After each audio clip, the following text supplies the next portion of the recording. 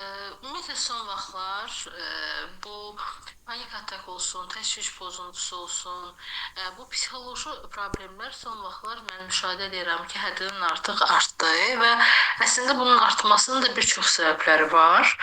Daha çox karantin dövründən sonra, yəni pandemiyadan sonra artdı. Niyə? Çünki pandemiyada insanlar konkret olaraq bir ölümlə tez-tez şahid oldular, eşitdilər. Sərhədlər dayandı. İnsanlar evdə qalmaq məcburiyyətində qaldılar. Normalda insan istədiyi vaxtda çıxıb, gəzib, hansısa bir restoranda oturub, hər hansı bir əyləncə və yaxud da hər hansı bir işini gördüyü halda bu vaxtda konkret olaraq bir məhdudiyyət oldu və bu məhdudiyyət insanların içindəki təməldə olan qorxularını, aqressiyalarını, o təşvişlərini üzə çıxartdı sanki. Və son dövrdə, yəni aşırı dərəcədə o kimi hallar daha çox özünü göstərir.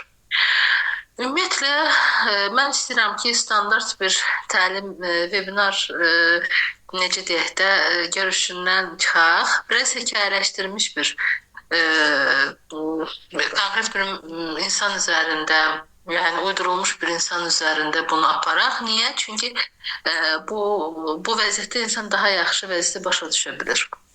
Daha sonra isə mən suallar alacağım ki, kimin ki sualı varsa müraciət edə bilər. Öncəliklə deyək ki, Ayşən adını deyək ki, 32 yaşında bir qadın var. Və kənardan baxanda onun həyatı çox qaydasındadır. İşi var, ailəsi var, məsuliyyətlidir. Hamı onu güclü qadın kimi tanıyır. Amma onun iç dünyasında bir təşviş hal var, bir narahatçılıq var. Və sonralarda o tez-tez deyir ki, içimdə səbəbsiz bir narahatlıq var, sanki pis bir şey olacaq. Gecə yatanda fikirlər gəlir, birdən uşağıma nəsə olar, birdən xəstə çıxaram, hər hansı bir yerim ağrıyar və son zamanlarda ümumiyyətlə xərçəng xəstəliyinə bağlı şiddətli qorxular var ki, birdən xərçəng olaram və s. Və yaxud da birdən səhv eləyərəm, yanlış eləyərəm. Amma əslində bu düşüncələrin heç biri real deyil. Təsəvvür edin ki, bu xanım, bu Ayşən xanım metroda oturur və qəfildən birdən onun ürəyi sürətlə döyməyə başlayır, nəfəsi daralır, əlləri titrəyir, başı gicəllənir və beyni birdən fikir gəlir ki, mən ölürəm. Və yaxud da düşünür ki, mən bu dəqiqə dəli olacağam. Çünki həmin anda bu situasiyada nə baş verir?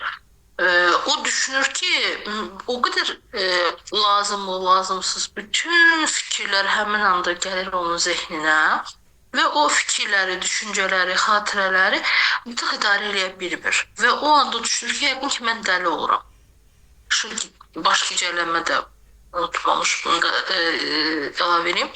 Və buradakı onun vəziyyətində qorxur, hemen o metronu tərk edir, çöp qaçır oradan. Və yaxud da məsəl üçün gedir təcili yardıma, həkimə gedir. Yəni o qədər şiddətli bir qorxu olur. Əslində bu qorxu orada nə baş verir? Bu qorxuda onun bir beynində partlayış baş verir sanki. Və həkim də deyir ki, ürəyim sağlamdır, heç bir problemi yoxdur. Ayşən də fikirləşir ki, mən nə yaşadım? Siz məni başa düşmürsünüz, ən çox işlənən cümlə. Siz məni başa düşmürsünüz, mən axı çox pis idim, elə bir öləcəkdim.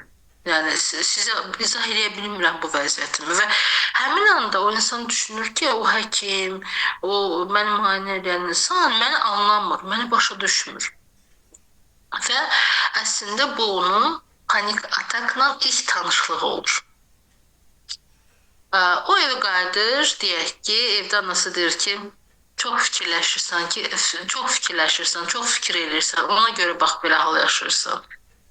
Həyat yoldaşı deyir ki, özünü yorma, keçəcək. Amma heç kim onun içindəki qorxunu tam olaraq anlamır. Və ən çətin tərəf budur ki, bu anda insan sanki tək qalır və problemi görünmür. Və deyək ki, bu Ayşən xanımın övladı var Ayşən xanım bir gün 6 yaşlı qızı soruşur. Nərgiz xanım axşamını sevir. Mən panik atağı hekayələşdirilmiş şəkildə izah edirəm. Burada çünki sadəcə psixoloqlar deyil, burada sadə psixologiyadan anlayışı olan, olmayan hər kəs var. Və hər kəsin anlayacağı, hər kəsin başa düşəcəyi dildə tamamilə təsəvvür yolu ilə anlayacağı dildə izah edirəm ki, hamıda o fikir tam olaraq otursun. Aslında elə insan var, övladı yoxdur. Axılında tutur bu panik atak. Yəni, hər kəsdə bu fikir çox fərqlidir. Və bu anda uşaq deyir ki, anasından soruşur ki, ana niyə tez-tez yorulursan, niyə çox bu qədər yorulursan, niyə sən bu qədər səssizsən? Ana Recording in progress. verəcəm. Və sonra qızı deyir ki, an narahat olma, mən də narahat olma, mən də yəni sən belə olanda düzdür, mən qorxuram, sənə görə narahatam. Amma çalışır ki, öz sevgisini istəyəni ona bildirsin. Və Ayşən başa düşür ki, bu vəziyyət tək məni yox, mənim ailəmə də sirayət edir. Onları da narahat edir. Ümumiyyətlə, qorxu nədir? Qorxu, deyək ki, Ayşən yol gedir və üzərinə maşın gəlir. O tez kənara çəkilir. Bu nədir? Bu bir qorxudur. Bu real bir şeydir. Real təhlükədə verdiyimiz reaksiyadır. Bu nədir? Bu bizim beynimizdə qoruma mexanizmidir ki, qorxu düşmən deyil əslində. O bizi qoruyur. Ümumiyyətlə, belə deyək də, bizim beynimizin ən əsas funksiyası bizi qorumaqdır. Nə olursa olsun, bax, düşünməkdən də qabaq, xatırlamaqdan da qabaq, hər şeydən öncə bizi qorumaqdır. O, bizi qorumaq üçün hər şey əlindən gələni edir. Buna aid bir nümunə deyəcəm. Real case-dən deyəcəm. Bu hekayəni biraz saxlayıram. Real case-dən bir şey danışacağım. Bir xanım gəldi, dedi ki, mən yoldaşımla münasibətdə olanda çox xoşbəxtəm, çox sevinirəm. Yəni, inanılmaz bir şeydir. Sevirəm yoldaşımı, hər şey gözəldir. Ancaq, Nərgiz xanım, yaman tələsirsiniz, səbirli olun biraz. Demək,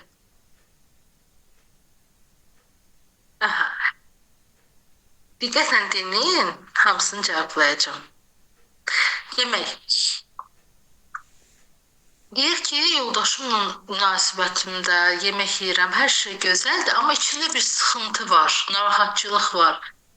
Və özümdən asılı deyil. Həmən dava eləməyə başlayıram, həmən narazılıq eləməyə başlayıram və özümü də anlaya bilmirəm ki, mən niyə belə bir rəftar edirəm, niyə belə davranış göstərirəm. Biz ondan işlədik. Məlum oldu ki, bu xanım evində, ailəsində yaşayanda, ata-ananın yanında yaşayanda ad gün olurmuş, toy olurmuş, bayram olurmuş, yəni sevinirmişlər, hər şey gözəl olmuş. Sonda həmişə bir dava çıxırmış evdə. Və avtomatik olaraq şüuraltıda belə bir kod yaranır. Sevinmək təhlükəlidir. Mən sevinəndə mütləq sonunda bir dava, bir qorxu, bir narahatçılıq yaranır. Ona görə də neyinirəm? Mənə sevinmək olmaz. Və bu qadın özü də bilməyərəkdən hər dəfə sevinəndə eyni qorxunu tetikləyir zehin. Onu qorumaq üçün. Bizim şüuraltımız dərk eləmir çox şey. O, bu informasiyalarla, bu kodlarla işləyir. Ona görə də hər dəfə o qorxanda, yaxşı bir şey yaşayanda, xoş bir şey, sevinçli bir şey yaşayanda avtomatik yaşadığı, uşaq vaxtı yaşadığı sevincdən sonraki qorxular tetiklənir. Bax, indi sənin həyatında pis bir şey olacaq. Ona görə də neyinir? Onu qorumaq üçün qoymur o sevinsin, yaxşı olsun, özünü yaxşı siləsin, icazə vermir şüuraltı. Və bu əslində real bir şey deyildir. Bu nədir? Bu bizim keçmişdən gətirdiyimiz bir qoruma mexanizmidir, belə deyək.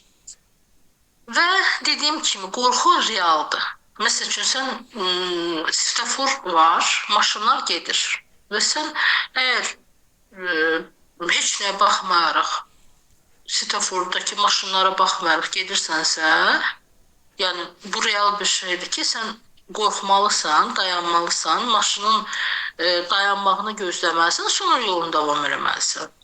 Bu normal qorxudur. Demək, Səblə xanım, bugünkü iştirakçılarımız hamısı səbirsizdirlər. Biraz səbirli olun. Mən birinci izah edeyim, nədən gedir söhbət. Ondan sonra bunu necə edəcəyik, onları mən izah edəcəm. Hətta sizdən tapşırıq da edəcəyik. Sonda sizlə tapşırıq edəcəyik və bir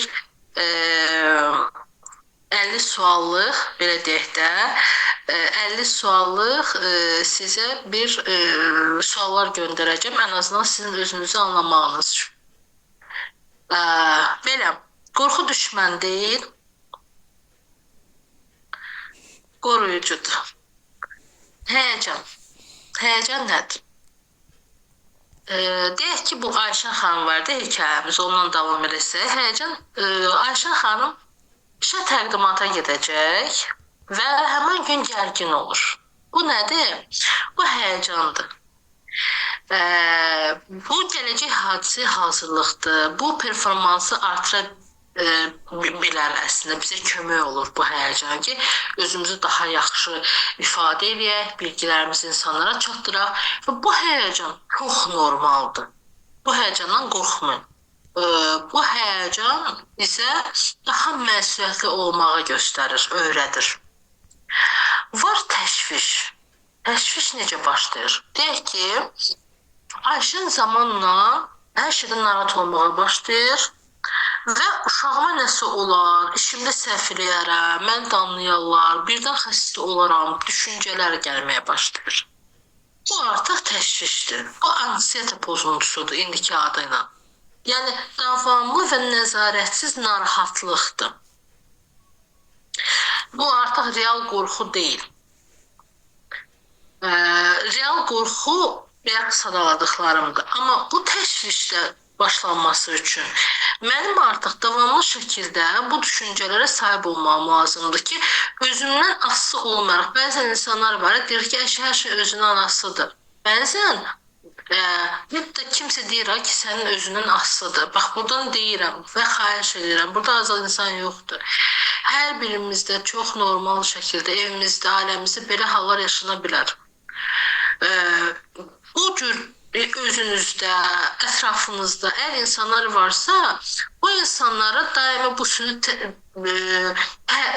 deməyin ki, sən özündən asılıdır, sən özün həkimisən, sən beləsən, deməyin. Birsiz niyə deməyin? Çünki qarşı tərəfdə birsiz nə yaranır? O düşüncə yaranır ki, öz güvəni aşağı düşür. Deyir ki, mən hissəyəm də, mən problemliyəm.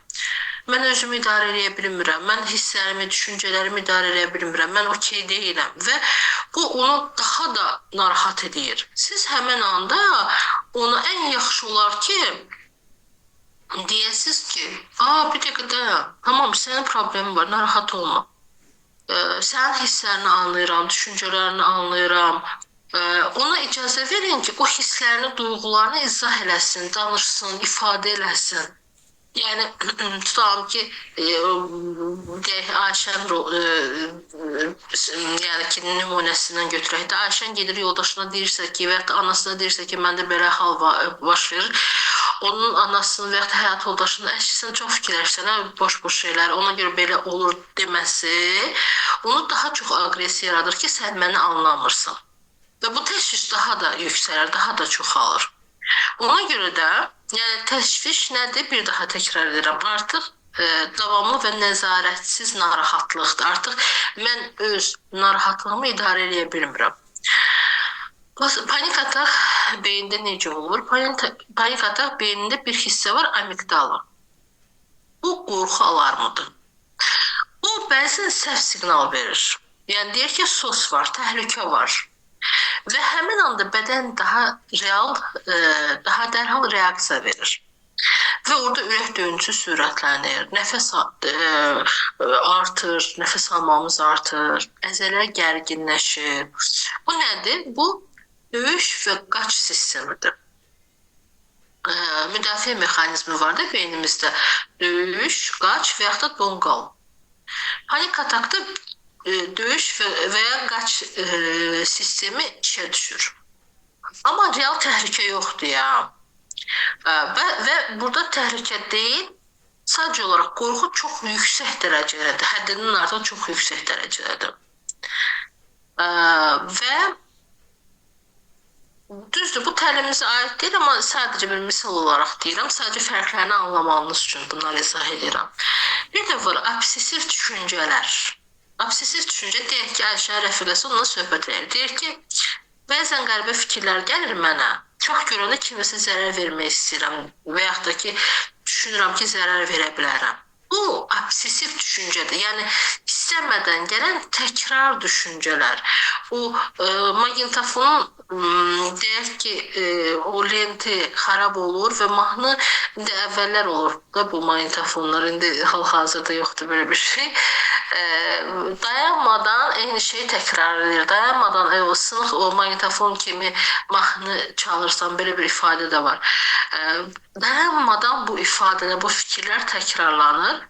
Bu insanın pis olduğunu göstərmir, yəni o cəllad deyil. Bu sadəcə bir sinir sisteminin həssas olduğunu göstərir. Və beyin necə işləyir? Bax, beyni bir ev kimi düşürək. Amigdala siqnalizasiyadır. Və beynimizdə prefrontal korteks var ki, bu evin sahibidir. Və normalda sahibi deyir ki, təhlükə yoxdur da, hər şey yolundadır. Təşvişli halda o siqnalizasiya çox həssas olur. Bunu belə izah edeyim başqa cür. Təsəvvür edin ki, evinizə bir kamera sistemi qoymuşsunuz.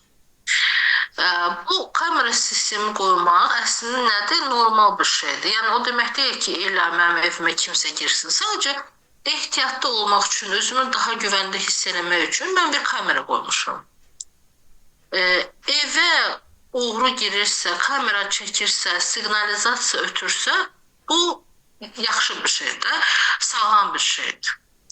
Amma külək olanda siqnalizasiyanın ötməsi bu pis bir şeydir. Düzdür? Niyə? Çünki hər külək olanda siqnalizasiyanın ötməsi bu yanlış, yalan bir informasiyadır da siqnalizasiya üçün. Beyində də bu cür baş verir. Real qorxu qarşısında bizim davranışımız, reaksiyamız normaldır. Amma real olmayan düşüncədə, o düşüncələrimizdə verdiyimiz reaksiyalar bu normal deyil. Bu yaxşı bir şey deyil. Və panik atağı, həyəcanı, ondan sonra təşvişi yüksək olan insanların hormonlarında kortizol hormonu çox yüksəlir. Kortizol hormonu nədir? Kortizol hormonu stres hormonudur. Və kortizol hormonu yüksək olanda bizim davranışımızda, bizim üz quruluşumuzda, bizim yemək alışqanlığımızda, insanlarla olan rəftarımızda bu çox özünü göstərir. Kortizol hormonu ümumiyyətlə stabilləşdirmək üçün ən gözəl yol yürüməkdir, gəzməkdir, tempolu şəkildə. Düzdür, mən dərman tövsiyə etməyə ixtiyarım yoxdur, amma aşıvaqan da bu dərman deyil, bu sadəcə olaraq qida əlavəsidir ki, çox gözəl kortizolu nizamlayır. Bax, onu sport mağazalarından soruşa bilərsiniz, çox gözəl təsiri olur. Və bəzi idman hərəkəti var, bəzi nəfəs hərəkəti var, o kortizol hormonunu dəngədə saxlayır. Ümumiyyətlə, belə deyək də, bizim təşvişli, panik atak vəziyyətində nələr rol oynayır? Niyə bu yaranır ümumiyyətlə, belə baxanda? Əgər bir insan sağlamdırsa, həyatında heç bir problem yoxdursa, bu nədən qaynaqlanır? Biz öncəliklə həmişə birinci baxırıq nəyə? Bu uşaq, bu insan, gələn insan ümumiyyətlə də anasının hamiləlik dövrünü necə keçirdi?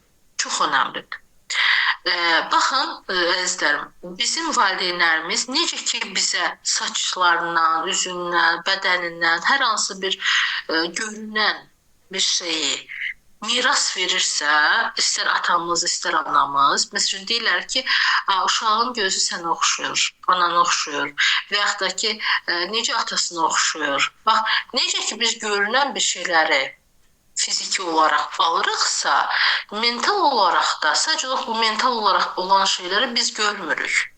O xasiyyəti, məsəl üçün, atan kimi əsəbisən, atan kimi davranırsan, anan kimi mülayimsən və yaxud da əksinə ola bilər. Mən dikişləri qaralamıram. Yəni, ümumiyyətlə, belə bir ifadələr çox olur. Qidaya, aşavaganda. Mən şəklini Səminə xanıma göndərərəm, qrupa göndərər və yaxud da sizə bura göndərər. Apteklərdə satılır. Deməli, biz valideynlərimizdən miras alırıq. Düzdürmü? Miras alırıq və bunu özümüzünki kimi düşünürük. Tutalım ki, bir ana stresli bir, deyək ki, hamiləlik dövrü keçirdir. Ata ilə, yoldaşı ilə dalaşır, qaynana qaynatasından negativ hal olur və yaxud da öz ailəsi ilə bağlı bir stresli bir vəziyyəti var. Və avtomatik olaraq bunu övladına ötürür, miras verir. Bəzən, məsəl üçün, uşaq özü hər hansı bir travma yaşamasa belə, hamiləlik dövründə yaşadığı sıxıntı ona bəs eləyir. Bizim beynimizin, bax, bayaqlar dedim ki, əsas funksiyası nədir? Bizi qorumaq. Məsəl üçün, biz, çox sadə bir şey deyim, biz bir insanın görürük ki, narkomanda narkotik istifadəsinə məşğuldur və ya da sigaret çəkir, alkohol içir, çox həddindən artıq yemək yeyir, həddindən artıq alış-veriş edir və ya da həddindən artıq çox münasibəti olur, dayandıra bilmir də özünü. Bunun özü belə müdafiə mexanizmidir ki, müdafiə edir beyni. Niyə? Çünki bizim beynimizin acıdan qaçmaq kimi bir funksiyası var ki, biz acını yaşamaq istəmirik normalda. Və insan belə bir varlıqdır ki, insan həzz istəyir. Və o həzzi almaq üçün, əgər beyin bircə dəfə yadda saxlayıbsa, alkolun ona həzz verdiyini, sigaretin ona həzz verdiyini, digər şeylər ona həzz verdiyini, dəfə insan özünü narahat, depressiv və yaxud da ki, qorxulu, təşvişli hiss eləyəndə onu göndərir, xatırladır o həzzi. Bir ki, get, işi iç, get sigaret çək, get filan şeylər, o sənə yaxşı gəlmişdi. Şüuraltımız onun hiss olduğunu qəbul eləmir. Ona görə bəzən, məsəl üçün, o valideynlər, bu sözüm o demək deyil, kimizə nəsiyyət verməsin, valideyn, tövsiyə verməsin, yox. Amma beynin işləyişini başa düşən də, başa düşürsən ki, sən dediyin şeylər boşdur. Məsəl üçün, bir uşağı oğlana qıza və yaxud da ki, deyir ki, ay balam, sən olmaz, içki içmə, narkotik sadir, bunu eləmə və sən qumar oynama, olmaz, ayıbdır, bizə nə deyirlər, sən özünü məhv edirsən. Bax, bilin ki, şüuraltı bunların heç birini qəbul eləmir. Əksinə, qarşı tərəfi düşmən kimi görür və həmin insanın sözlərini bloklayır ki, onun informasiyası artıq mənə keçməsin, onun artıq təhlükə kimi gəlir. Çünki niyə? O dediyi şeylər, uşaqların necə ən sevdiyi oyuncağı əlindən alanda uşağın verdiyi reaksiya necə olur?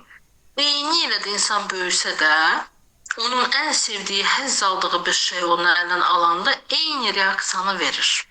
O təşvişi, o aqresiyanı göstərir.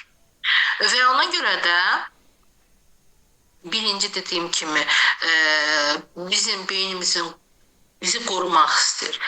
Əgər mən, bax, birinci bizim uşağın ümumiyyətlə güvənə ehtiyacı var.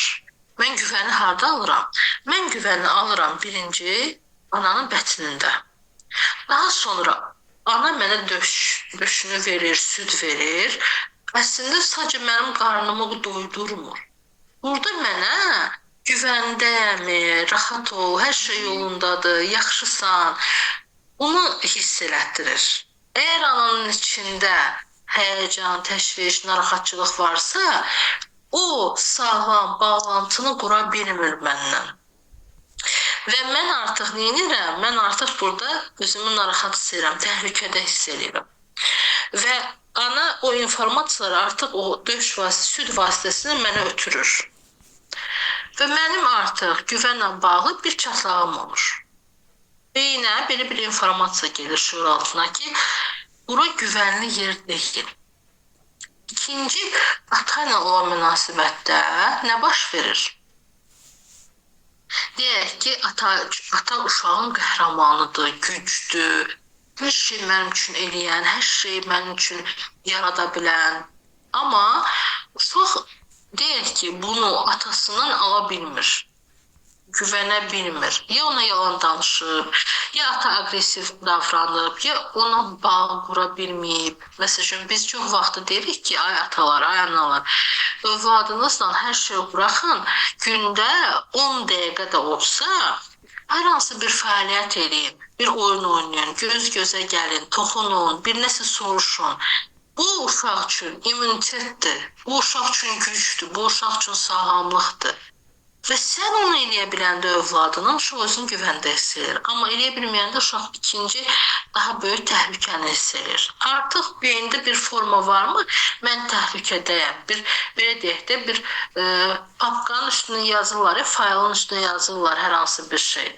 Mənim artıq orada papkam hazırdır, mən təhlükədəyəm. Və mən yaşad olduqca yaxşı. Və mən yaşad olduqca, neyinirəm? Mən yaşad olduqca bunu bitirim, 5 dəqiqə keçərik. Və mən yaşad olduqca həyatımda yaşadığım hadisələr, tutalım ki, müəllim mənim üstünə qışqırdı, nənəm mənə dedi ki, səni istəmirəm və ya dostumla mən dalaşdım. Bu hadisələr mənim həmin o qabım, faylım var idi ki, mən təhlükədəyəm. O faylıma əlavə olunur. Kimdəsə bu hadisələr daha çox olur, kimcə daha az olur. Və deyək ki, mən müəyyən yaşa gəlirəm.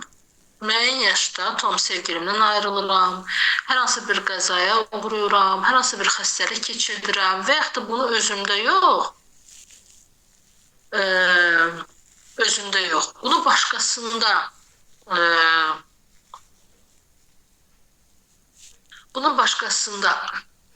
yaşayıram. Mən bunu başqasında artıq yaşayanda, görəndə daha çox, daha doğrusu, informasiya məndə nə olur?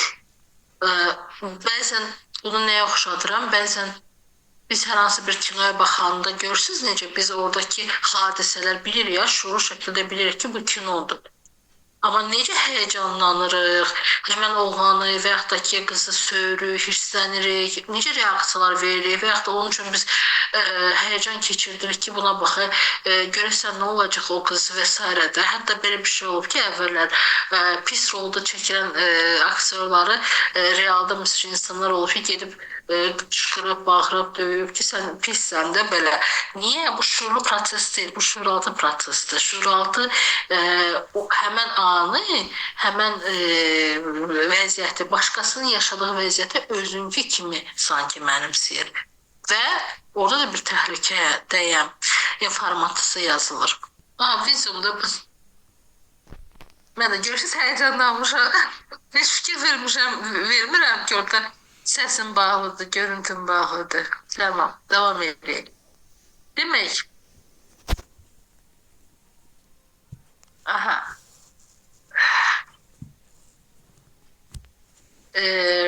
belə bir şey var ki, deməli, biz qısaca üstündən gedirəm. Öncəliklə biz təhlükəni harada gördük? Ana bətnində, deyək ki, hər hansı bir təhlükəni mən gördüm, hiss elədim, körp olanda, görmürəm, hiss edirəm. Daha sonra ana ilə münasibət, bu döş vermə, süd vermə zamanında mən o kontaktı anadan ala bilmirəm, mən özümü güvəndə hiss edə bilmirəm. Daha sonra isə mən ata ilə olan münasibətdə mən neylədim? O güvəni ala bilmədim. Ümumiyyətlə belə bir araşdırma aparıblar ki, müharibə şəraitində yaşayan uşaqla konfliktli ailədə yaşayan uşaqların beyni eyni dərəcədə zədə alır. Bir uşaq üçün top tüfəngi atılır, yoxsa ata-ana dalaşır, qışqırır, eyni dərəcədə qorxudur. Çünki niyə? Çünki uşaq birinci onun və burada nə formalaşır? Dünya təhlükəli bir yerdir. Və burada uşaq ata-ananın davasını görür və onların o konfliktini görür, o qorxunu yaşayır və deyir ki, dünya təhlükəli bir yerdir, mən heç kimə güvənə bilmərəm. Mən həyata güvənə bilmərəm, mən özümə güvənə bilmərəm. Hər zaman tetikdə olur, hər zaman qorxu içində olur. Burada belə bir şey var. Biri var həyatda yaşamaq, biri var həyatda yaşamaq üçün mübarizə aparmaq. Və o insanlar ən çox həyatda yaşamaq üçün mübarizə aparırlar. Bəzən olur, belə bir yəqin ki, ifadə eşitmişsiniz də, hər şeyim daşdan çıxır, hər şey mənə əziyyətlə gəlir, bir rahatlıqla gələn bir şey yoxdur. Oxumağım əziyyətlə, işim əziyyətlə, pul mənə əziyyətlə, sevgi mənə əziyyətlə, hər şey mənə əziyyətlə gəlir. Niyə? Çünki bu insan uşaq vaxtında öyrənib ki, həyatda qalmaq üçün mübarizə aparmalıdır. Yəni, yaşamaq tamam, mənim həyatımda pis bir şey ola bilər, amma neynirəm? Mən güvəndəyəm. Bunun çox böyük bir fərqi var əslində. Və belə insanlar ilk olaraq, yəni o təhlükəni hər zaman tetikdə olurlar. Özümü qorumaq üçün hər zaman mən özümü qorumalıyam, özümü müdafiə etməliyəm. Hətta o insanlarda belə bir şey var. Məsəl üçün, münasibətdə olsun, danışıqda olsun, ünsiyyətdə olsun. Məsəl üçün, o insanlar ünsiyyət vaxtı fikir verirsiniz, onlar heç vaxtı qarşı tərəfi dinləyə bilmir. Onlar cavab vermək üçün dinləyir. Mən qarşı tərəfi sadəcə olaraq biz dinləyirik, diyaloq aparırıq. Bir də var ki, mən indi nə cavab verəcəm? Bundan sonra o mənə bunu deyir, nə deyəcəm? Sanki bax, belə bir müdafiədədir. Və ona görə də, əgər beyində uşağın, yəni belə keçmişi varsa, bu insanlarda daha çox həssaslıq olur sinir sistemində. Və onlar ən adi bir hadisəyə də çox böyük bir reaksiya verə bilər. Və bu deyək ki, bizim ailəmizdəki dünyanın bizə verdikləridir. Və deyək ki, indiki dünyada, məsəl üçün, televizor açırıq, stres, maşınla gedirik, stres, insanlar bir-birindən aqressiv danışır və uşaqların təhsil sistemində böyük bir stres var. Uşaq universitetə hazırlaşır, stres, işdə stres, maaş alıram, çatdıra bilmirəm, stres, banklar bir tərəfdən, nə bilim, verəcəyim borclar, bunlar stres, evim özümün deyilsə, kiraya yaşıramsa bir stres. Yəni, bunların hamısı stres faktorudur və biz açırıq, telefonu, televizoru və s. də, yəni ki, açırıq, dünyaya çıxırıq da. Baxıram ki, mən həyatda qalmaq üçün mübarizə aparıram. Kimsə haradasa kef eləyir, rahat yaşayır, gözəl evi var, gözəl bədəni var, gözəl işi var. Niyə məndə yoxdur? Və bu artıq məndə nə yaradır? Mən özümü 2 qat, 3 qat, 5 qat yenə də təhlükədə hiss edirəm ki, yəni nəsə məndə yolunda getmir. Və mən bu statını artıq qəbul edə bilmirəm və sinir sistemi daha çox pozulmağa başlayır.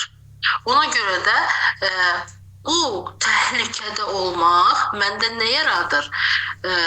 Məndə deyək ki, bədənimdə, hər hansı bir hərəkətimdə, davranışımda bu narahatçılığı artıq göstərməyə başlayır. Yaxşı. Mən necə edəcəm ki, ümumiyyətlə bunu sağaltmaq olurmu? Baxın, bütün xəstəlikləri demirəm, amma bir çox xəstəlikləri əslində sağaltmaq mümkündür. Öncəliklə, bax, nə olursa olsun, 2 dənə həkimə gelirsiniz, gedin, dərman içirsiniz için, nə istəyirsiniz eləyin. bax, nə istəyirsiniz eləyin. Əgər mənim beynimdə mən təhlükədəyəm inancı varsa, bunu heç bir dərmanla, heç bir şeylə mümkün deyil bunu yoluna qoymaq. Öncəliklə, bax, mən həmişə bunu deyirəm. Mən deyirəm ki, problem varsa, narahatçılıq varsa, bu nədir? Nəticədir. Düzdür. Mən panik atakdan əziyyət çəkirəm. Mən təşviş pozuntusundan əziyyət çəkirəm. Mənim obsessiv fikirlərim var, bir çox şeylər. Bu nədir? Nəticədir. Mənim gördüyüm bir şeydir. Deyək ki, mənim daxilimdə, beynimdə hər hansı bir şey yolunda getməyib və onun nəticəsi olaraq görünən şey nədir? Məndə bir problem var. Öncəliklə, biz problemi həll eləmək üçün biz problemin səbəbini anlamalıyıq. Sən o səbəbi anlamaq üçün sən o səbəbi görməlisən. Sonra biri var ki, kimsə mənə deyir ki, yaman əsəbisən, yaman həyəcanlısan, yaman narahatsan. Biri var bunu kimsə mənə deyir. Və mən neynirəm? İnkar edirəm. Deyirəm, şey yoxdur elə bir şey. Yox, əsəbi deyirəm, heç nə yoxdur, hər şey yaxşıdır. Bu nədir? İnkardır. Bu da müdafiə mexanizmidir. Mən acını yaşamayım, üzləşməyim ondan, problemi görməyim, qaçım ondan. Bir də var mən deyirəm ki, bir dəqiqə dayan. Mənim belə bir problemim var. Doğrudan da ki, mən bu fikirlər gəlir, bir həyəcan gəlir, narahatçılıq gəlir. Bir xanım var idi, bilmirəm, bura qoşulub yoxsa yox, o deyirdi ki, deyir, mən bu təşviş pozuntusundan narahatlığı var idi illərinin. Deyir ki, mən elə bilirdim ki, hamı da belədir də, yəni ki, hamı belə cür düşünür, hamı bu fikirlərləndir. Və mən ona izah edəndə prosesi o mühətər qalmışdı ki, yəni həqiqətən də bu fərqli bir sistemdir, yəni ki, hamı da eyni işləmir. Və demək istədiyim şey nədir?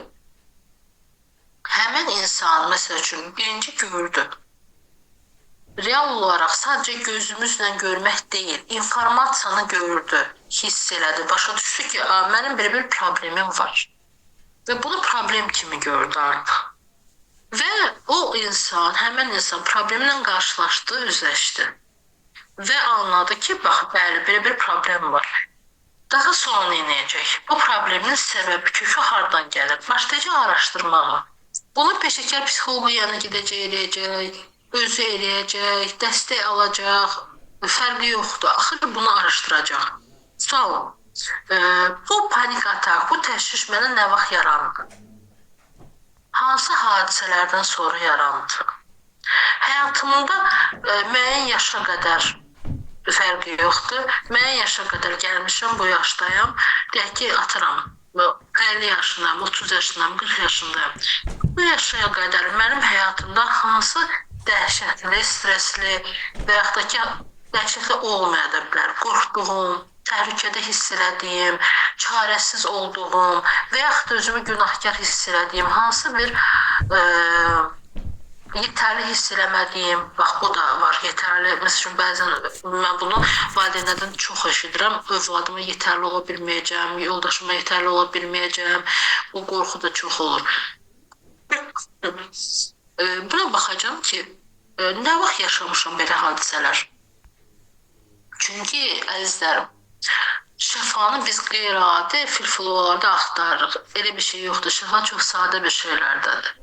Və yaşadığım anlar, hansı ki, mənim şuuraltıma informasiya qəbul edir və kodlanır. Çünki o informasiyalar məndə kodlanır. Çox sadə bir şey deyəcəm, buna davam edəcəm. Bir dəfə seansda bir xanım gəldi, mən də onda divanım mənimşəyərəkdə. Gəldi, dedi, mən burada oturmayacağım. Dedim, niyə? Dedi, yox, mən bilmirəm, özümün nasıl deyil. Mənimşəyərək görəndə mən elə bir ki, qutuda ilan görürüm o dərəcədə. Dedim, yaxşı, başladım bir seans eləməyə və məlum oldu ki, uşaq vaxtı bu qız bənövşəyi, deyək ki, yataq üzərində də, yəni pastel. o qədər məni qınamıyın. Türkçə, rusca kitablar, təlimlər və s.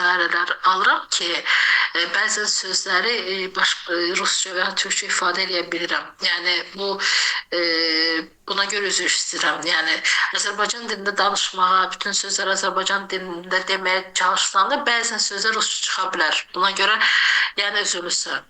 Və o pastel məsəl üçün biz bu qız görüb ki, bənövşə rəngində pasteldir və orada ölüm hadisəsi baş verir.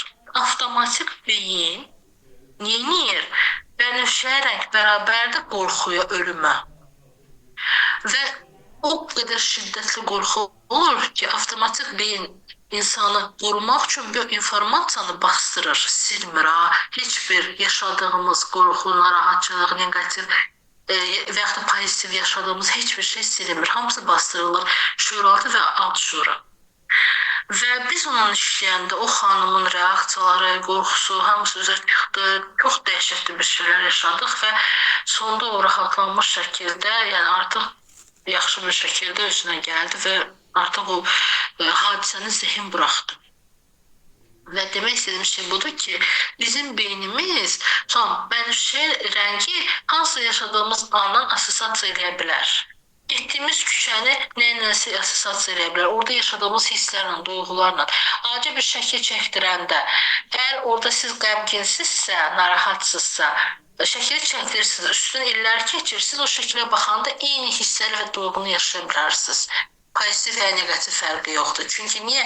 Həmin anda yaşadığın nə duyğu varsa, o real şəkildə şuuraltıda depolanır. Və deyək ki, biz başa düşdük ki, mənim həyatımda bu kimi hadisələr olub. Tamam ki, mənim ailəm konfliktli ailə olub, mən həmişə qorxu içində yaşamışam və ya həmişə özümü qorumağa çalışmışam. Mən insult vaxtı bullyinqə uğramışam, mənim deyək ki, sinif yoldaşlarım məni çox incidib, müəllimim məni çox incidib. Həyatımda tutam ki, real olaraq avariya keçirmişəm, hər hansı bir xəstəlik keçirmişəm və ya da xəyanət görmüşəm. Bunların hamısını mən bir-bir hamısını yazıram. Neyirəm? O anlarla üzləşirəm, hansı ki, mən onu bastırmışdım. Və o anları yaşadığımda nə hisslər keçirdim, necə özümü hiss elədim, bunları başlayıram. Yazmaq da gözəldir, danışmaq da gözəldir. Başlayıram danışmağa, filan şey olanda mən çox pis oldum, çox narahat oldum, çox belə elədim və s. və s. Başlayıram bunları ifadə eləməyə, bastırdığım duyğuları ifadə eləməyə başlayıram. Və bu mənə nəyə kömək edir? Biz, məsəl üçün, tamam ki, mənim əlimdə yara var, mən bu yaranı ört-bastır eləyirəm və yaxud da üzümdə yara var, mən onu makiyajla ört-bastır eləyirəm, gözəl göstərməyə çalışıram. Bu, onun şəfalandığı, sağaldığı anlamına gəlmir. Bu əksinə, maskalayıram bunu. Nə vaxt ki, mən həmən yaranı sağaltmaq üçün içindəki o çirki, irini, nə varsa onu üzə çıxardıb, daha sonra şəfalanması üçün mazır çəkirəm, nəysə çəkirəm, bu əsl şəfadır. Və bir müddətdən sonra artıq bərpa olunur və həqiqətən sağalır, artıq maskalanmağa ehtiyacı olmur. Və yaşadığımız hər bir şey, biz demirəm, bütün hər şeyi eləyə bilirik, bu yalandır, müəyyən qədər, ən çox bizə təsir edən şeyləri. Biz oradakı məsələni anlayanda, zihin həmən konflikti buraxanda, bizim zihnimiz artıq başa düşür ki, hə, tamam, artıq mən bunu yaşamıram, real olaraq o vaxt keçdi, buna görə bunu yaşadım, məsələ buydu. Nə qədər müalicə etsək də sağalmayan yaralar. Deyək ki, mən xəyanətə uğramışam. Əgər mən xəyanətə uğramışamsa, bunun bir səbəbi var. Yəni, real olaraq hal-hazırda ümumiyyətlə, nəinki Azərbaycanda, bütün dünyada xəyanət çox qlobal mövzudur. Mən xəyanət üzərindən sadəcə getdim. Yəni ki, bu sizə aid deyil, sadəcə bunun üzərindən getdim. Deyək ki, hal-hazırda insanların beynində belə bir informasiya var. Əvvəl kiminləsə tanış olmaq çox çətin idi. Kiməsə nömrəni vermək, onu zəng eləməsi, ona tanış olmaq. İndi çox açıq. açıqdır. Hər şey, informasiya çox açıqdır və artıq biraz çox dərinə gedəcəm. Ona getmək istəmirəm. Ümumiyyətlə, dünyanı idarə edən bir sistem, hansı ki, müəyyən qurumlar tərəfindən idarə olunur. Bunlar insanların, ölkələrin dəyərlərini məhv etməyə çalışır. Çünki dəyəri olan ölkəni idarə etmək çətindir. Dəyəri olan ailə dəyəri, mənəviyyatı yüksək olan insanları idarə etmək çətindir. Onları sən puluna ala bilmərsən, onları sən qumara, onları sən hər hansı pis bir vərdişlərə məhkum edə bilmərsən. Çünki onların dəyərləri var. Və o dəyəri olmayan cəmiyyəti yaratmaq üçün əllərindən gələni edirlər. Və sosial şəbəkələrdə hər bir şeydə buna cavab verəcəm. Bilirəm, bu xanımın sualını cavab verim. Hər bir şeydə nə var? Açıqlıq var. Sən istədiyin anda, istədiyin ölkədə, istədiyin yerdə oturub və yaxud da getdiyin bir yerdə də istənilən insanı tapıb sosial şəbəkəsində ona yaza bilərsən, tanış ola bilərsən və s. eləyə bilərsən. Burada bir açıqlıq var, burada bir rahatlıq var. Ümumiyyətlə, xəyanətdə nə var? Xəyanətdə gizlilik var, həyəcan var, adrenalin var. Sən özünü güvənli hiss edirsən, sən özünün həyatının monotonluqdan çıxırsan və deyək ki, sənin yoldaşının hər şey okeydir, əladır, amma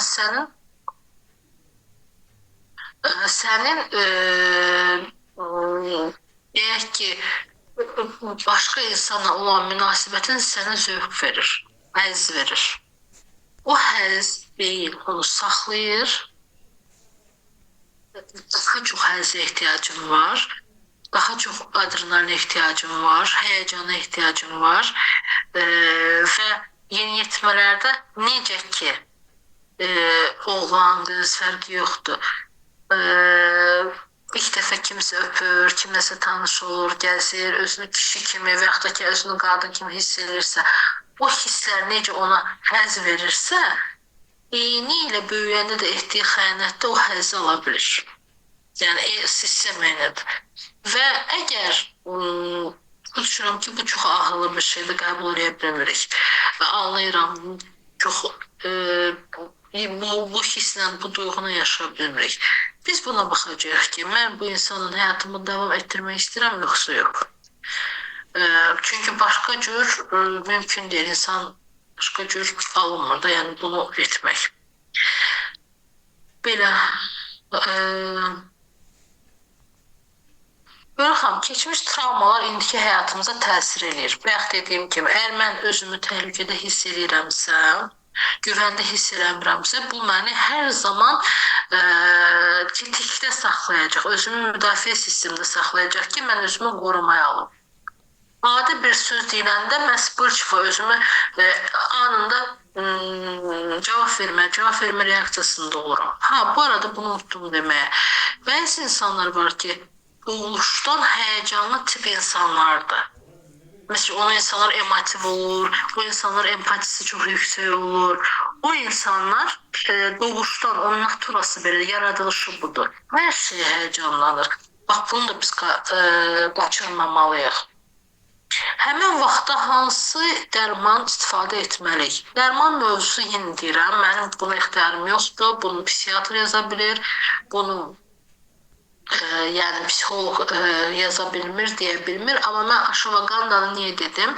Aşavaganda kortizol hormonunu sabitləyən, stabilləşdirən, serotonini və dopamini yüksəldən, oksidasyonu yüksəldən bir dərman vasitəsi deyil, qida əlavəsidir. Ona görə dedim. Yəni, çox gözəl təsiri var. İstifadə olmuş və sınanmış bir preparat olduğu üçün dedim. Yoxsa mənim bu dərman məsələsinə ixtiyarım yoxdur. Belə.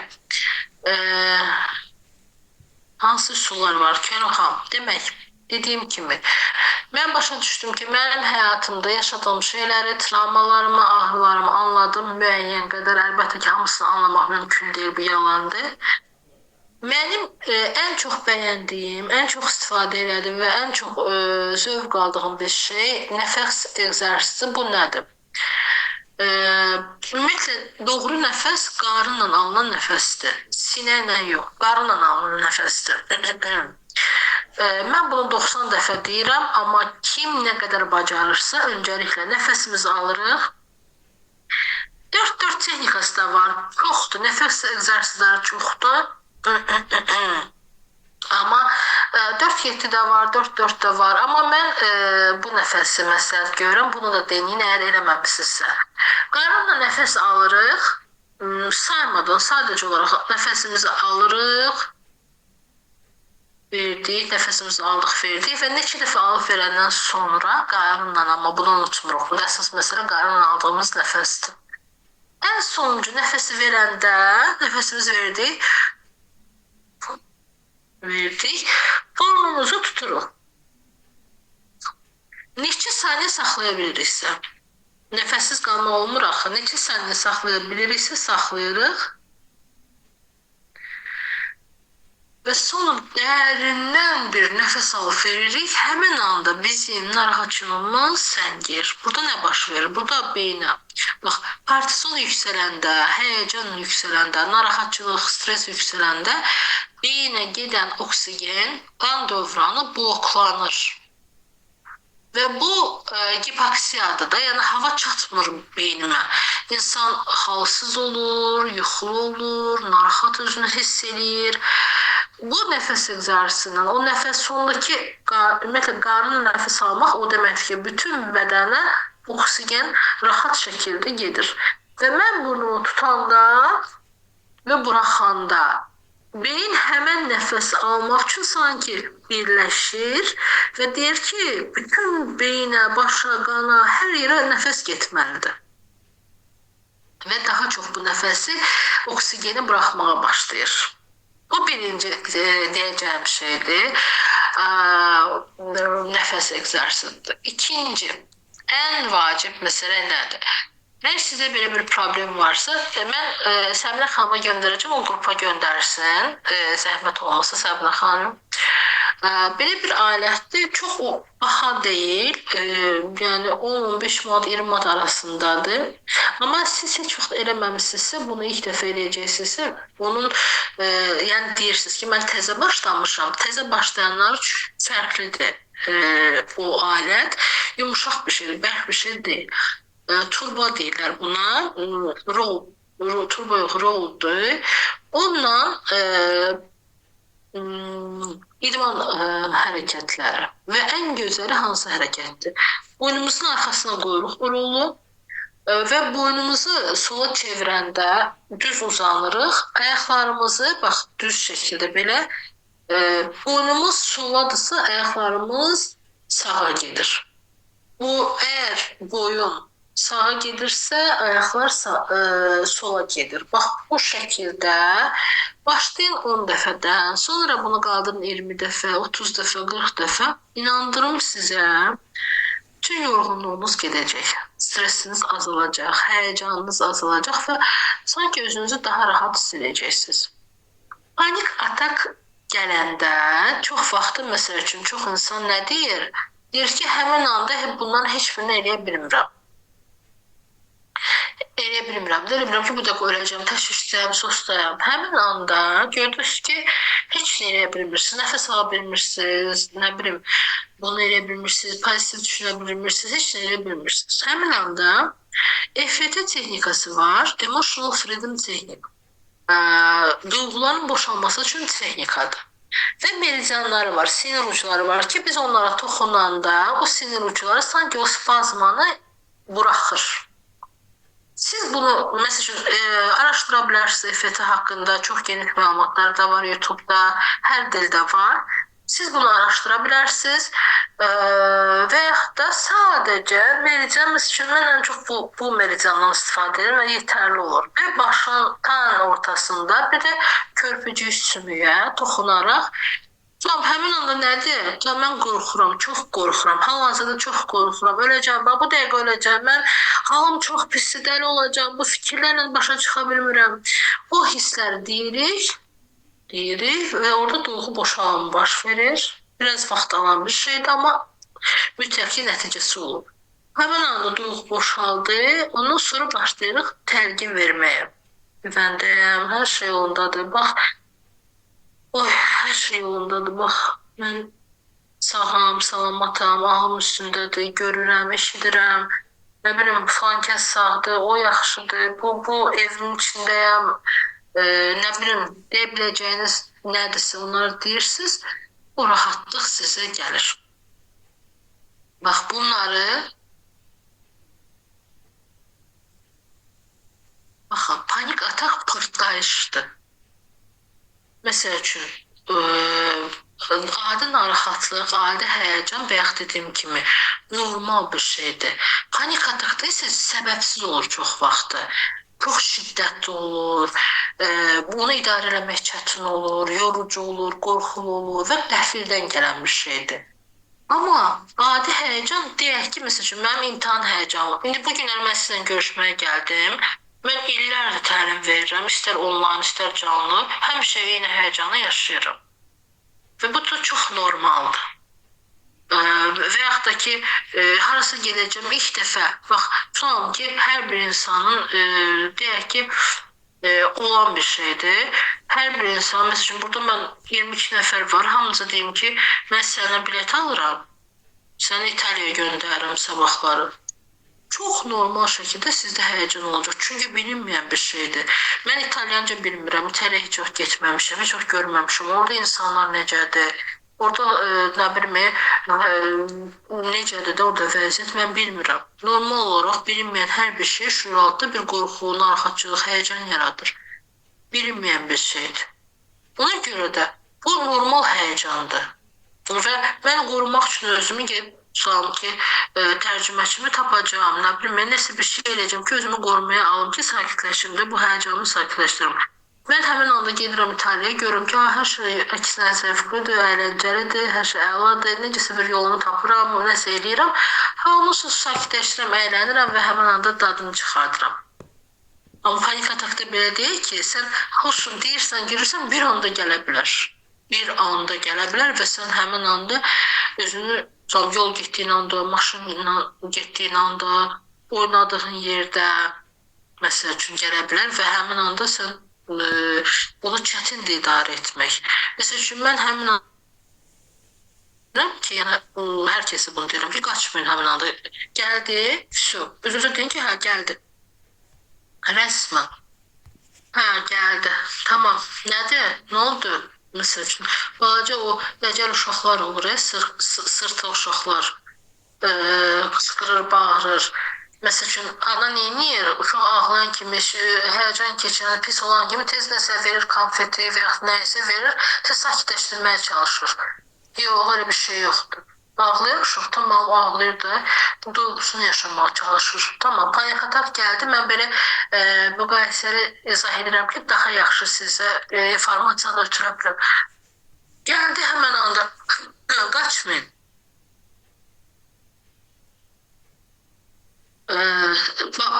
Burada bu fobiyadır da, elə bir ki, tunel qapalı alandır. Qapalı alanda ya hər hansı bir, ümumiyyətlə, hamiləlik dövründə doğuş zamanı ananızdan soruşun ki, doğuş zamanı boğulma yaşanıbmı? Bunu birinci soruşun. Daha sonra qapalı alanda hər hansı bir negativ hadisə yaşamışsınızmı? Bunu bir aydınlaşdırın özünüzdən. Və yaxud da burada belə bir şey də ola bilər. Kontrolu itirirəm. Kontrolu həmən anda qorxuram ki, məndə olmasın, bilmirəm. Orada qapalı alanda mən bilmirəm ki, buradakı çıxış yolu var, yoxdur. Bunun narahatçılığı. Əməliyyatlı olmuşsunuz. Aha. Əməliyyatlı olanda orada elə bir qorxu əslində yoxdur. Onda digərlərinə baxın ki, siz qapalı alanda hər hansı bir qorxu yaşamışsınız və yaxud da ki, sizin kontrolla bağlı, güvənlə bağlı ciddi sorun olub ki, bir xanım var idi, təyyarə qorxusu var idi, təyyarə minə bilmirdi. Bəli, təyyarəyə minə bilmir. Deyir ki, mənim fobiyam var, təyyarəyə minə bilmirəm və biz baxdıq ki, o təyyarədə olanda kontrol itirdiyinə görə kontrol özündə olmur da, başqasında olur. Yəni təyyarəni sürən insanda olur və o kontrol itirdiyinə görə özünü güvəndə hiss edə bilmir. Çünki ömür boyu öyrəşib ki, hər şey mən kontrol edeyim, idarə edeyim. Və onu itirəndə özünü çox pis hiss edir, çox narahat hiss edir, çox qorxur, həyəcan keçirdir. Belə. İndi əzizlərim, və dediyim kimi, birinci olaraq biz görürük problemimizi, qaçmırıq. Həmin anda niyə ağlamayım ki, Filiz xanım, ağlayın. Necə ki, gülmək gözəl bir şeydir, yaxşı bir şeydir. Ağlamaq da bizim normal duyğumuzdur.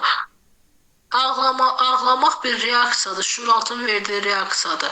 Bəzi insanlar var, yasa gedir, orada başlar gülməyə. Bu da bir müdafiə mexanizmidir. O yası, o acını hiss etməmək üçün belə bir reaksiya verir şüuraltımız.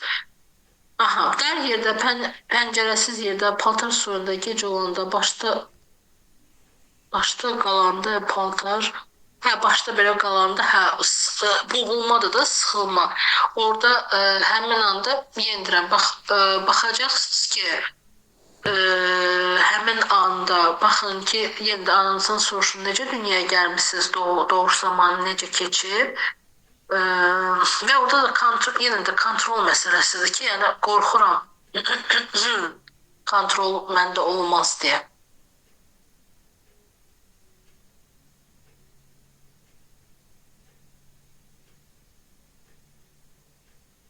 Bəli, Lalə xanım, təbrik edirəm sizi, həqiqətən də yenə bilir insan.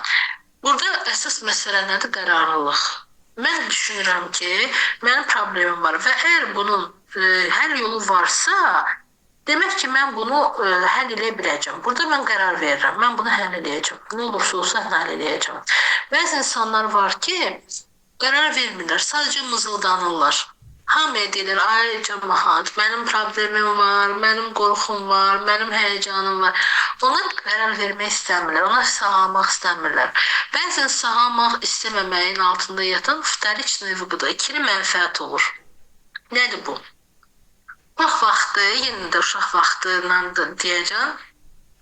Uşaq vaxtı mən məktəbə getmək istəmirəm və yaxud da ki, baxıram ki, normal vaxtdan çox xəstələndiyim anda atam, anam mənə daha çox qayğı, sevgi göstərir. Öpür, qucaqlayır, istədiyimi alır. Amma normal vaxtda bu qədər çox qayğı almıram. Aha, beynimdə belə bir işıq yanır. Demək ki, mən daha çox sevgi almaq üçün, daha çox diqqət görmək üçün, daha çox o istədiyim şeyləri almaq üçün eləməliyim, xəstələnməliyim. Və bəzən də biz böyürük, amma bu oyunumuz davam edir. Mən istəyirəm sağalmaq, amma daha çox nə var orada? Mənim ailəm, sevdiklərim mənə daha çox diqqət verir. Niyə sağalım? Gələ yaxşıdır da, xəstəyəm, hamının diqqəti, sevgisi məndədir. Bu ikili mənfəət. Sağalmaq istəyirəm, amma əslində sağalmaq istəmirəm.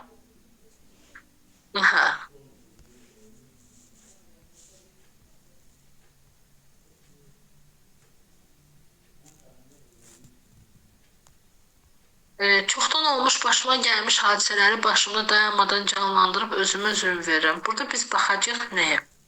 Mən niyə özümü cəzalandırıram? Hardadır mənim günahkarlıq hissim və nədə mən özümü günahkar bildiyim üçün özümə cəza verirəm?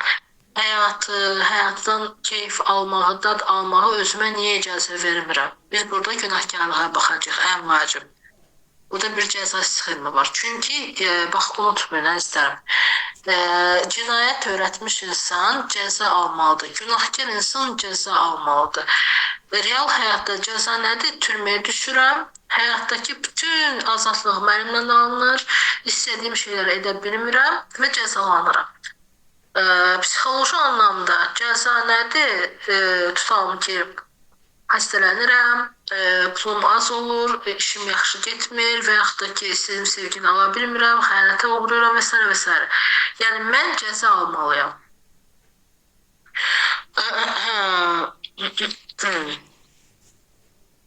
Lalə xanım, qorxularımızın hamısını yenə bilərikmi? Belə bir şey yox. Yəni mümkün deyil. Bu yalandır. Olmasın da. Bəzən o qorxular bizi həyatda qalmaq üçün, hər hansı bir arzumuza çatmaq üçün, tutalım ki, məsəl üçün, mən istəyirəm ki, mənim övladım yaxşı həyat verim. Qorxuram ki, necə deyim, ona yaxşı həyat verə bilmərəm də, yetərsiz olaram. Bu mənim üçün bir simvoldur ki, mən hərəkət edeyim. Mən konfor zonundan və hərəkət edeyim. Arzuma çatım. Bu əslində mənə lazım olan qorxudur. Amma qorxu artıq obsessiv hala gəlirsə, təşviş halına gəlirsə, o zaman mən neyəcəm? Bir təbil siqnalını çalacam. Bu yaxşı deyil. Bəlkə ruham diqqəti özünə çəkmək istəyir ki, mənimlə maraqlan. Bu ikili mənfəətdir. Yeni sağalıram, amma yenə mənfi şey olur. Məncə qorxu istər keçib, təkrar nəvəsi qayıdıram. Baxın, hanım, necədir burada vəziyyət? Deyək ki, sizin 30 yaşınız var, məsəl üçün deyirəm. 25 yaşınız var, fərqi yoxdur.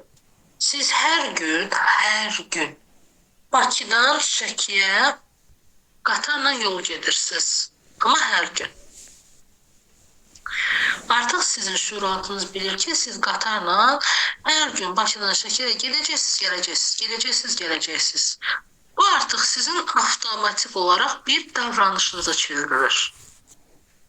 Bunu qoyuram. Hər gün durub dişinizi fırçalayırsınız. Siz gecədən oturub bunu düşünmürsünüz ki, mən dişimi fırçalayacağım, necə fırçalayacağım, bunu proses necə olacaq. Artıq avtomatik davranışınıza çevrilir. Bəzən necə dişinizi fırçalayırsınız, sonra deyirsiniz ki, durun mən dişimi fırçaladım, məsəl üçün. Və ya da hər hansı bir işə gəlirsiniz, deyirsiniz ki, mən necə gəldim, necə giyindim, onu işləyəm mən. Olur, hamımıza belə şeylər olur. Bu avtomatik davranışlarımızın nəticəsində yaranır. Var avtomatik düşüncə. Əgər mən ömür boyu qorxu içində, təhlükə içində, narahatlıq içində yaşamışam, düşünmüşəm isə, avtomatik olaraq bu məndə vərdiş yaranıb ki, mən hər zaman negativ düşünməliyəm.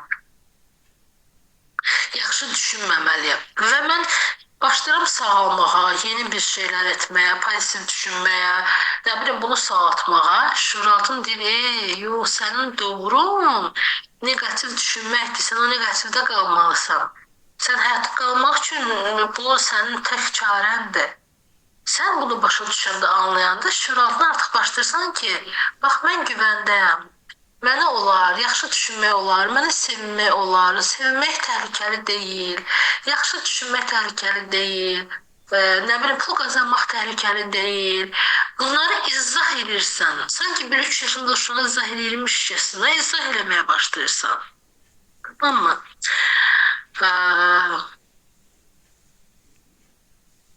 Gülşən xanım, biri ilə danışanda həyəcanlanmaq, get-gedə səsin titrəməsi, yavaş danışmaq, tərləmək, bunların qarşısında necə almaq olar? Birinci biz baxırıq ki, mən biri ilə, hamı ilə mı danışanda belə olur, yoxsa konkret o müəllimlə danışanda, müdürlə danışanda, bir dənə o sualıma cavab verin. Günahkarlıq duyğusunu necə tərk eləyək? Günahkarlıq duyğusunu tərk eləmək üçün birinci baxmalıyıq ki, mən nəyi səhv etmişəm, nəyi yanlış etmişəm. İkinci, mən çox əfsuslar, çox əfsuslar eləyirəm. Mən də o şeylərdən keçmişəm. Uşaq vaxtı, çox qısa bir şey deyirəm özümə. Çox vaxtı, məsəl üçün, mən hamımız yemək yeyirik, stoldayıq. Mən deyirəm ki, mən istəmirəm də. Atam tez deyir ki, yeməsən günahdır. Nə falan şey eləməsən günahdır. Mən uşaq vaxtı düşünürdüm ki, Allah əlində balta, mənə belə və biz hərəkət eləyən kimi bizim başımızdan vuracaq. O vaxtda məndə belə bir assosiasiya var və Allahı bir kişi obrazını təsəvvür edirdim.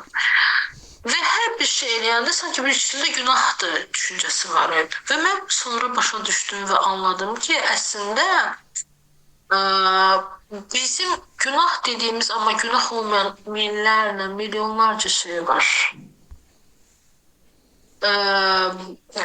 Çox haşiyə çıxacağım bir şey deyəcəm. Bir xanım var idi. Münasibətdə həzz ala bilmirdi. Belə deyək də, orqazm ola bilmirdi. O duyğunu yaşaya bilmirdi. Və biz baxdıq ki, uşaq vaxtı o qədər kişi pisdir, kişiyə gülmək, kişiyə danışma, münasibət olmaz, ayıbdır, onlar pis istifadə edir. O qədər negativ, iyrənc bir inancla böyüyüb ki, qadın öz qadınlığını, öz həzz duyğusunu bağlayır həmin anda. Halbuki ailəsi də, yoldaşıdır. Yoldaşın ona həzz ala bilmir, özünə ona icazə verə bilmir. Ona görə də biz birinci başa düşməliyik ki, günah dediyim şey nədir? Həqiqətən günahdır mı? Bunun insani cəhətdən, dini cəhətdən və s. cəhətdən doğrudan bu günahdır, yoxsa insanların uydurduğu və başqalarına ötürdüyü yanlış bir informasiyadır. Birinci ona baxacağım. İkinci, başa düşəcəm ki, mən mələk deyirəm, mən insanım, mənim səhv etmək şansım var və mənə demirəm ki, necə deyim, mən gedim özümü balkondan atım, deyim ki, hə, mən səhv edirəm, bu deyil. Amma neysə başa düşmək, anlamaq üçün mən bu səhv eləyəcəm ki, öz doğruma tapa bilim. Ona görə icazə verirəm özümü o yanlış etməyə. Amma da bir yanlışı hər dəfə edib həyatımı çürütmürəm. Nurəli xanım, düz vurulursunuz, anam şu vaxt qəddar idi. Mən xəstələnəndə sevinirdim ki, mama mənimlə daha çox təmasda olacaq, həmçinin atam da daha çox mənimlə maraqlanacaq. Bəli. Təəssüf, mən də bəzən ağlamaq istəyirəm, ağlayam, rahatlaşım, amma ağlanca baxıram, yarıq dayana bilmirəm, daha da pis olur, sesli ağlamaq əslində tutur. Bu nəyin əlamətidir? Aha. Nərmin xanım, demək ki, sizin bastırdığınız çox gizli, şiddətli qorxularınız var. Ona görə də bu üzə çıxanda şüuraltı həmən bir sus alarmı verir.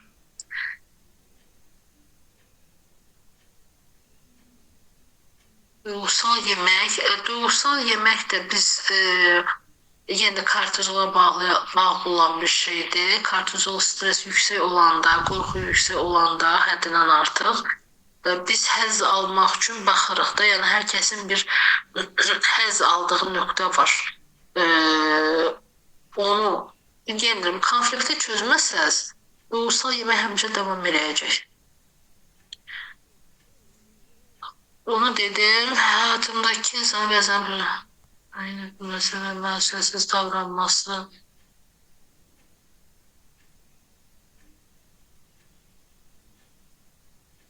Baxın xanım, əgər mən qarşımdakı insanın özümü dəyərsiz hiss etdirdiyini görürəmsə, demək mən başa düşəcəm ki, mənim burada bir ayna rolunu oynayır yoldaşım. Mən içimdəki dəyərsizliyi axtaracağım. Niyə mən özümü dəyərsiz hiss edirəm? Niyə ehtiyacım var dəyər almağa? Mən onu anlayacağım. Bu kimdən gəlir? Hardan gəlir? Kim məni dəyərsizləşdirib? Kim mənə niyə icazə vermişəm ki, mən özümü dəyərsiz hiss etməyə? Mən bunu anlayacağım. Gedirəm. Qarşımızdakı insanın davranışı bəzən bizlə heç əlaqəsi olmur. Onun özünlə əlaqəsi olur. Biz sadəcə onu öz yaramız var və ona toxunduğu üçün, onu tetiklədiyi üçün biz reaksiyanı şiddətli veririk. Amma bəzən o yoxdursa, tutam ki, o mənə pis rəftar edirsə, bu onun öz xasiyyəti ilə, insanlığına bağlanmış. Bunun mənlə əlaqəsi yox.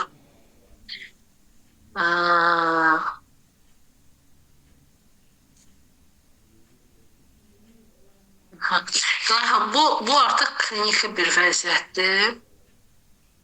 Bu kliniki vəziyyətdir. Orada deyirəm, o da bir çox ciddi bir narahatçılıq, yəni o günahkarlıqla bağlı, cəza ilə bağlı.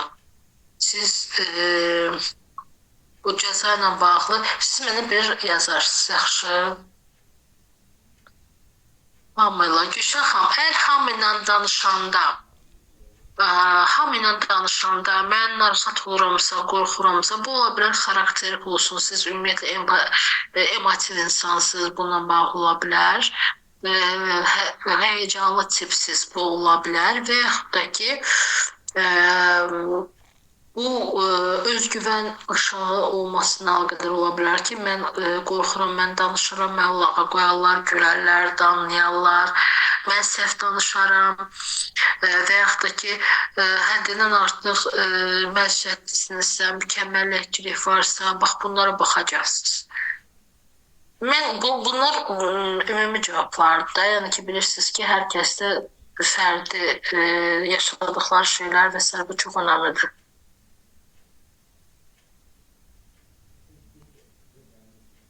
Hə, başa düşdüm. Mən insanların mənə etdiyinə pisliklə cavab vermişəm. İndi özümü bağışlaya bilmirəm. Tamam, siz də bu cür eləmişsiniz. Siz də reaksiyanız bu cür olub. Tamam.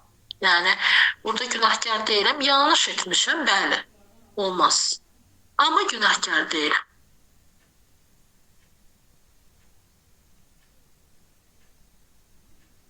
Danışma dərsdə hər şey olundur. Sanki heç nəyi oxunmayıb, ancaq hər kəsin daha çox oxuyur, nəzmə vəzət.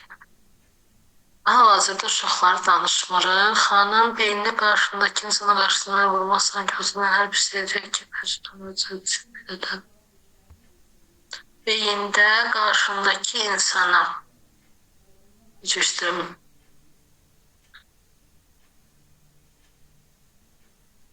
Bu da xanım, bu da müdafiə mexanizmidir. Mən olmamış təhlükəni əvvəlcədən canlandırıram ki, mən bilim ki, mən özümü qorumaq üçün bu ssenariləri qururam ki, mən özümü müdafiə eləyəcəm.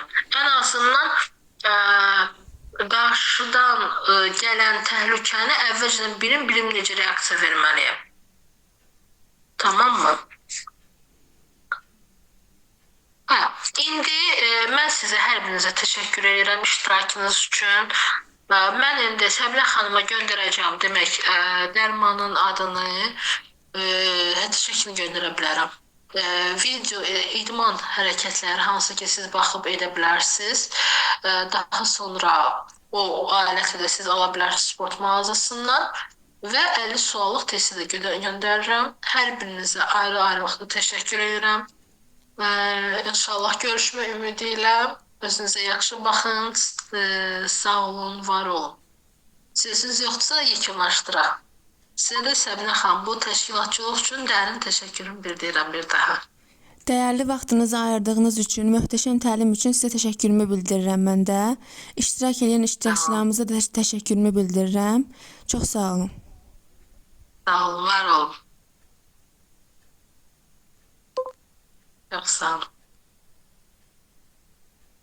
Axşamınız xeyir olsun Nurani xanım. Mən də öz növbəmdə sizə dərin təşəkkürümü bildirirəm. Özüm müəlliməm, amma hal-hazırda da əlavə təhsil alıram psixologiya üzrə və sizdən də bu cür təlim almağa görə çox şad oldum, minnətdaram. Bir daha dəyərli vaxtınızı ayırdınız, bizi maarifləndirdiniz. Tanış olmağıma şad oldum. İnşallah başqa bir zamanda, başqa bir məkanda görüşmək ümidi ilə minnətdaram. İnşallah, inşallah. Sağ olun, var olun. Səbinə xanım, yeni cavanlar da, yəni belə deyək, cavanlara da təşəkkür edirəm. Belə gözəl təlimlər təşkil edirlər. Səbinə xanım, təşəkkür edirəm sizə. Çox sağ olun, minnətdaram. Çox gözəl bir iş görürlər. Yəni ki, doğrudan da indi belə var ki, bax insanları toplayırlar bir araya, müzakirə edirlər mövzunu, sizin çağırırlar. Yəni bu çox gözəl bir şeydir ki, biz insanlarla belə maariflənirik. Mən özüm də ləzzət alıram əslində, çox xoş olur mənə. Nə qədər çox maarifləniriksə, nə qədər çox bilgili olursa, bir o qədər özümüzə daha yaxşı kömək edə bilir. Nəinki hər hansı bir şey kör-köran edirik. Ona görə də bir daha çox təşəkkür edirəm, çox sağ olun, var olun. Görüşmək ümidi ilə gecəniz xeyrə qalsın. Xeyrə qarşı, sağ olun.